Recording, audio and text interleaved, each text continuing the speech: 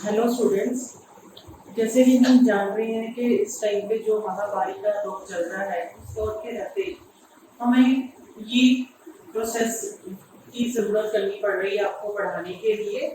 और हमारी अपनी तरफ से पूरी कोशिश रहेगी कि हम आपको हर चीज सही ढंग से समझाएं।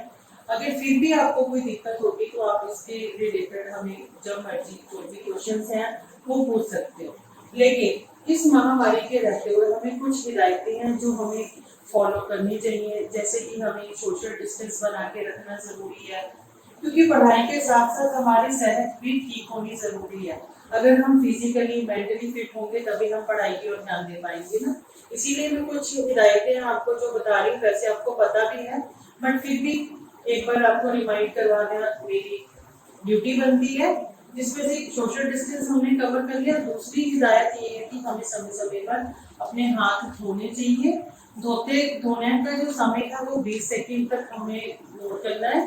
उसके बाद हमें अपना मास्क कवर करके रखना है। अगर सारे ही मनुष्य अपना फेस कवर करके रखेंगे तो उनको किसी प्रकार की कोई दिक्कत नहीं आएगी, पर ऐसा होता नहीं है। कुछ लगा के रखते हैं मास्क कवर और कुछ नहीं लगाते, इसकी वजह से हमें ये महामारी जो है इसके आंकड़े अगर हम चेक करें तो ये दिन ब दिन बढ़ते जा रहे हैं। अब ये आंकड़े आप कहाँ से चेक कर सकते हो?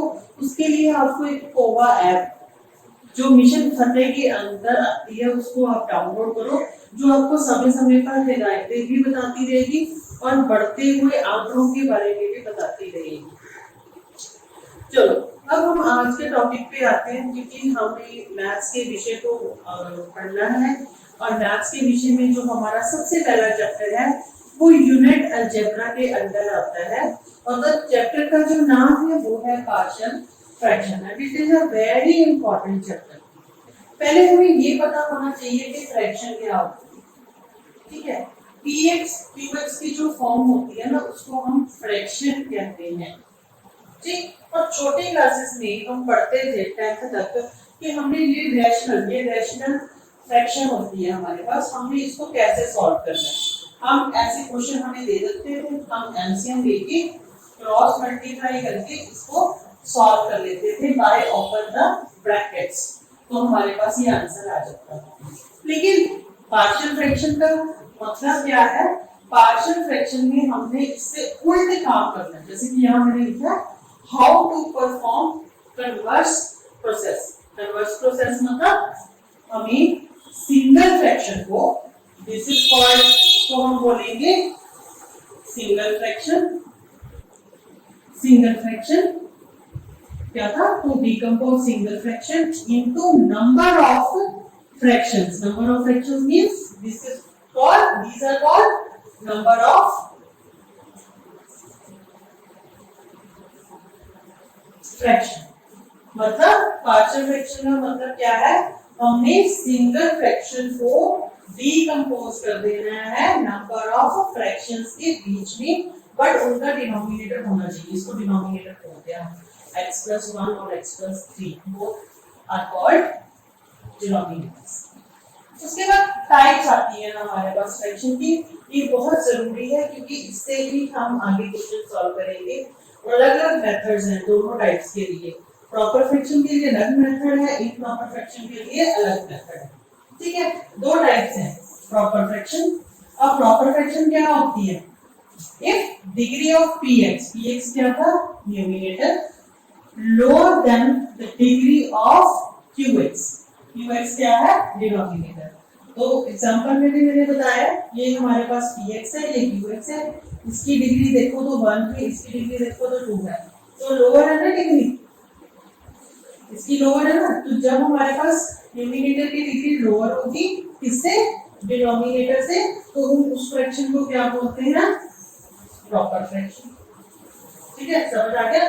फिर से एक बार देखो कि अगर हमारे पास न्यूमरेटर की डिग्री जो है वो डिनोमिनेटर की डिग्री से लेस देन होती है तो हम उसको बोलते हैं प्रॉपर फ्रैक्शन। इसी तरीके से इम्प्रॉपर फ्रैक्शन क्या होता है? इसमें दो बातें आती हैं। पहले इफ डिग्री ऑफ px मतलब numerator higher than the degree of qx, ये केस हो गया।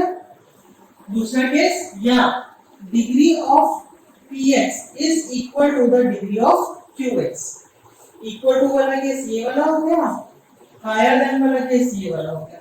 उस फ्रैक्शन को हम क्या बोलते हैं, इम्प्रॉपर। देखो इसमें दोनों डिग्री बराबर है और इसमें px की डिग्री बड़ी है और qx की डिग्री जो है वो है छोटी, तो इसको बोलते हैं हम इम्प्रॉपर फ्रैक्शन।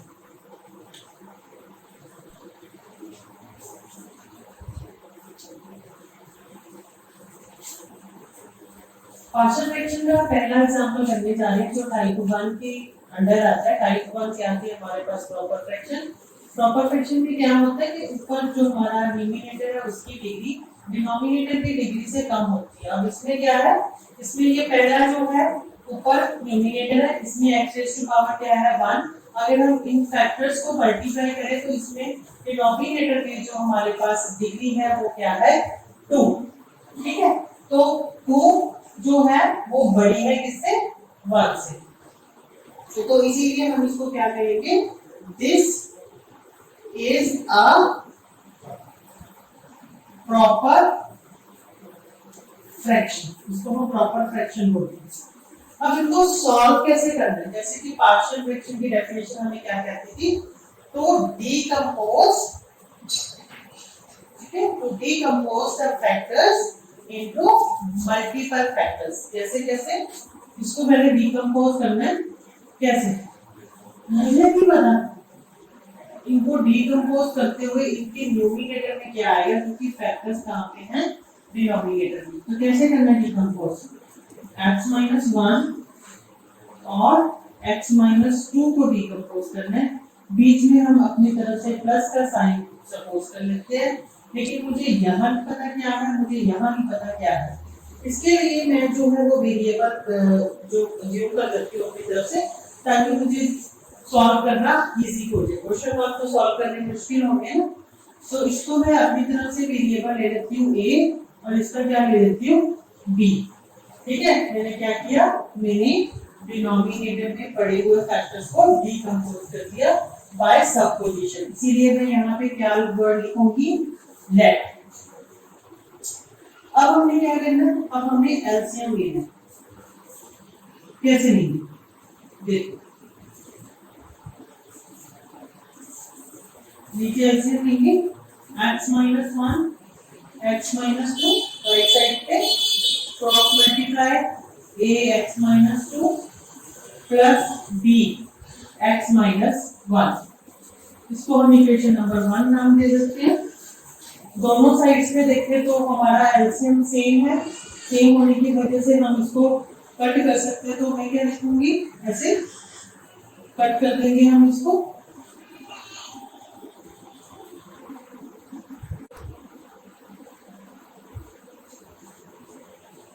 सेम होने की वजह से एलसीएम हम कट कर देंगे। ठीक है, अब क्या करेंगे, हम साइड से जो ये हमारे फैक्टर्स होते हैं इनसे हम x की वैल्यू निकालेंगे। हमारा पहला फैक्टर क्या है x-1, इसको 0 करेंगे तो x की वैल्यू क्या आ गई 1। इसी तरह से x-2 इज इक्वल टू 0 करेंगे तो x की वैल्यू क्या आ गई 2। ये दो वैल्यूज हमारे पास आ जाती हैं, इनको हम बारी-बारी से इस इक्वेशन नंबर 2 में रखेंगे। पहले मैं क्या रखूंगी, मैं लिखती हूं put x is equal to 1 in equation number 2। ठीक है, तो on both sides stop put x is equal to 1 in equation number 2। ये हमारी इक्वेशन नंबर 2 है। ऑन बोथ साइड दोनों तरफ रखेंगे 1 a, जहां जहां x है वहां वहां मैं क्या रख दूंगी 1। ठीक है, 1 a 1 माइनस 2 और 2 बड़ा है, 2 के आगे माइनस का साइन है तो ये बराबर होगा -1 के, प्लस b 1 माइनस 1 0। इसका मतलब b जो वेरिएबल है वो तो खत्म हो गया। a is equal to minus, तो यहाँ से हमारे पास a की वैल्यू क्या आ जाएगी -1। इसी तरीके से मैं क्या करूंगी, हम कर देंगे put x is equal to 2 in equation number 2 again.